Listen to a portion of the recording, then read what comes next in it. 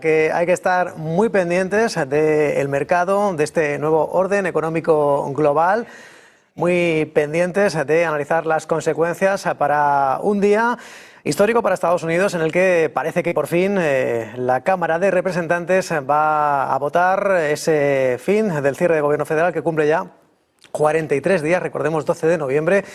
En estos momentos continúa ese comité de reglas de la Cámara de Representantes, desvelando las consecuencias, hablando de esas reglas, de incluso poniendo sobre las IES, los puntos sobre las IES para esa duración, para hablar también de esos demócratas y republicanos y para que logren sacar adelante esta polémica ley de financiación. Se está cultivando un 2025 con un nuevo orden económico global, con un presidente estadounidense, Donald Trump, que continúa haciendo valer su política comercial, dando algunos tumbos, haciendo muchas treguas, la última, como saben, con China, de un año de duración, la cuestión de las tierras raras, aranceles de Donald Trump frente a un nuevo orden económico global, probablemente liderado por China. Vamos a intentar hablar de estas y otras cuestiones con todo un peso pesado de la economía. Hablamos del columnista jefe de Financial Times, con Martin Wolf, al que tenemos el gusto de presentar y saludar en este plató.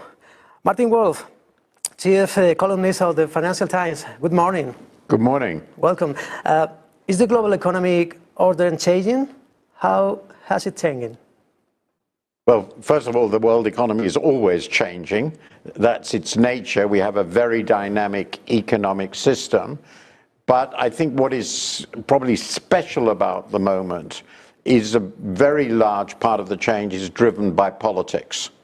It's not driven by economic processes, though there are some very important ones, particularly the rise of artificial intelligence, and there are economic effects of the politics. But the really big story of the last year has been Donald Trump's presidency, the second one, the trade war, which is still ongoing, the uncertainty he has created as a result, the uncertainty about what's going to happen with American monetary policy.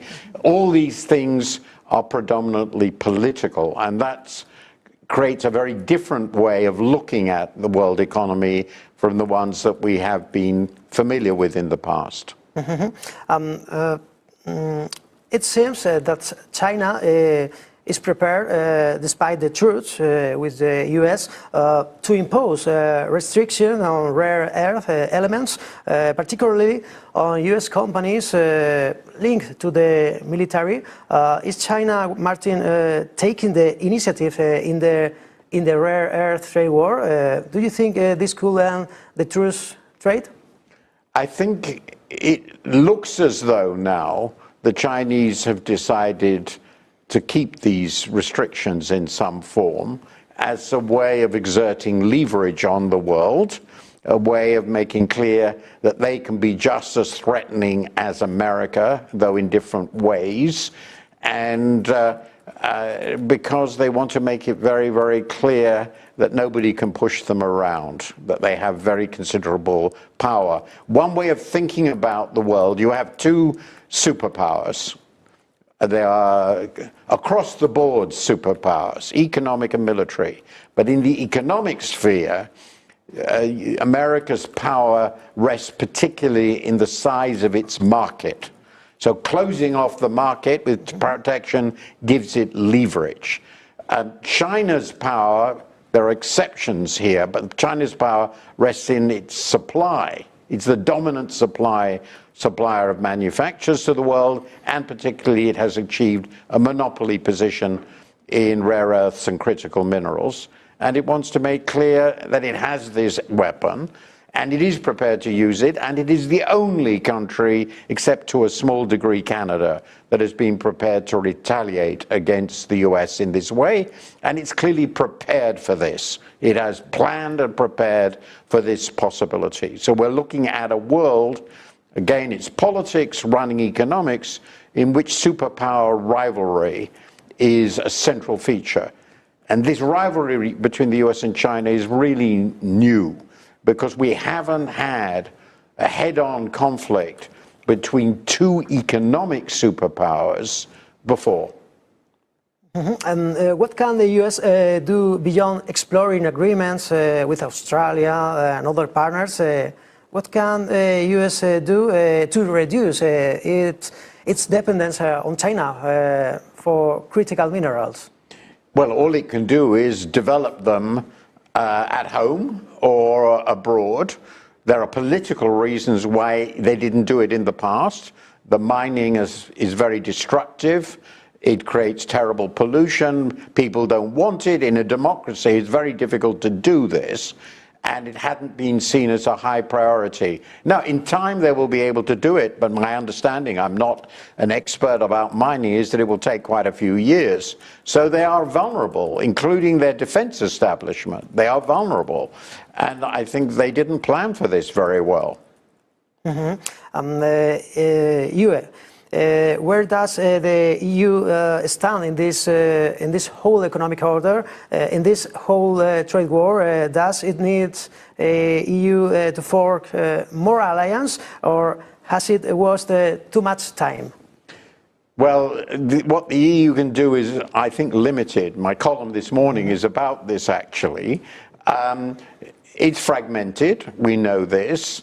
It is not mobilized for warfare, either kinetic warfare or economic warfare. It has tried to have peaceful relations and open markets, and that's generally been a very good policy. But in the current world, that doesn't work very well. And the EU, in addition to the reliance on American markets and Chinese raw materials, it's an energy importer, a very big energy importer. So it's relatively vulnerable. And of course, it doesn't have the military capacity to defend itself. So that's why it's so dependent on NATO, which is America. I think the reality is that Europe is not equipped politically or economically to handle the pressures of today very well. And regarding Donald Trump's trade policy, Martin, do you think it's overly optimistic to assume that tariffs will allow the country to pay off its debt, or even pay check $2 million check dollars? What consequences might this have for inflation, for example? Well, this is a complicated story. First of all, we don't know what the Supreme Court is going to decide about the legality of the tariff actions of the Trump administration. My own view, for what it's worth, is he is doing things, he has been doing things which are well beyond his powers. But whether the Supreme Court will agree, we don't know, but that's going to be very important. But even if the Supreme Court allows him to go ahead, the revenue generated by the tariffs will certainly not pay off America's debts. It won't begin to cover Americans' deficits. So the debts will continue to grow. We know that very, very well. The US will continue to run the largest fiscal deficit of any major Western country. It will therefore continue to have rising debt, and it will continue to depend, without doubt, on foreigners to buy that debt. So the question is, how long will foreigners be willing to buy that debt? On what terms? The US also wants to lower interest rates. I think the world will want higher interest rates over time. Now, what will that mean? It will mean probably a weaker dollar, and almost certainly at least no decline in inflation unless there's a huge recession, which seems unlikely at the moment. So I expect inflation to remain above target. It will be sticky. The Fed will be pushed to lower rates. It will find it difficult to do so. And the fiscal problems and external deficits of the US will continue regardless of the tariffs. Do you think now, but $50 billion, what consequence could a potential US Supreme Court ruling against tariffs Trump? Well, obviously, if they really stop him from doing it, the trade war will stop. That's not going to happen. He can clearly find other means to do this. But it may mean that some of the tariffs are reduced. And it may mean that he will find it more difficult to continue with the tariff wars in the way he's been doing. And that would be quite good for the world. It would calm down the anxiety, will reduce uncertainty. I think that would be very good for business around the world. And Mr. Trump will have to find other instruments to exert pressure with on the world. But we're not there yet, and we really don't know what the Supreme Court is going to decide. I think it's very unpredictable. You talk about Federal Reserve. How do you judge Trump's pressure on Federal Reserve? He blames Powell on inflation and for not lowering interest rates, but his own measures, Trump's measures, aren't helping to lower inflation. Well, Mr. Trump is very confused. He says that the economy is spectacularly strong under him because he's such a wonderful president and has done such a wonderful job. And Mr. Powell and the Fed must lower rates because otherwise the economy will be too weak. Well, that's a typical example of Trump's inconsistencies and confusion. The reality is that the economy is not very strong. But inflation is quite sticky. It's what we used to call stagflation. It's a little bit of stagflation. Not terrible, but that's what it is. Now, the question is, will he win? Will Trump manage to win? Jay Powell has been very resistant. He knows he's going, and he wants to leave with his legacy intact. The crucial question is who will be the next president of chairman of the Federal Reserve. And we don't know. Some of the names put forward are quite sensible. Some of them are crazy. And until we know who the next Fed chair is and how the Fed board behaves, because the Fed chair doesn't control everything, we don't know what monetary policy will be. But my guess is that Trump will find it very difficult to get the Fed to slash interest rates in this situation, because the argument for doing so is really very weak. And finally, Martin, are we nearing an AI bubble?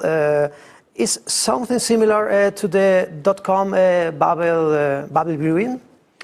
I think it has some similarities, but it's very, very different. Its similarity is that when you get a new technology, which is an important one, and AI is clearly very important, markets always find it very difficult to work out how much money is going to be made and who is going to make it. So you get a very classic new technology bubble. The most famous case of this is the railways in the 19th century. So it's not just the dot-com, it goes far further back. The big difference with the dot-com bubble is the dot-com bubble, there really weren't any businesses doing anything. The big investment was in telecoms, which was outside dot-coms. And that telecom investment was useful, it lasted, but none of the telecom companies made any money out of it. My guess is that's the parallel. So here it's about these data centers, and my guess is, from what I can see, that they won't be profitable, the huge investments will not be recouped, because there's no moat protecting the businesses. Everybody is basically doing the same sort of AI stuff. So the world will use the AI, but the profits won't be there. When the markets realize that, the prices of these companies will fall, but there won't be bankruptcies because nearly all the companies are funding it with their own profits. There's a bit of an exception. So I think there will be an adjustment, it will slow growth, it will lower the stock market, but it won't be a disaster. Martin Wolf, chief columnist of the Financial Times, thank you for coming to Negocios TV. It's a pleasure. Y nosotros que seguimos desvelándoles este miércoles 12 de noviembre, muy ajetreado. De momento pinta en positivo el mercado ante este orden económico mundial que hemos hablado con Martin Wolf. Hacemos una pequeña pausa en Business Connection.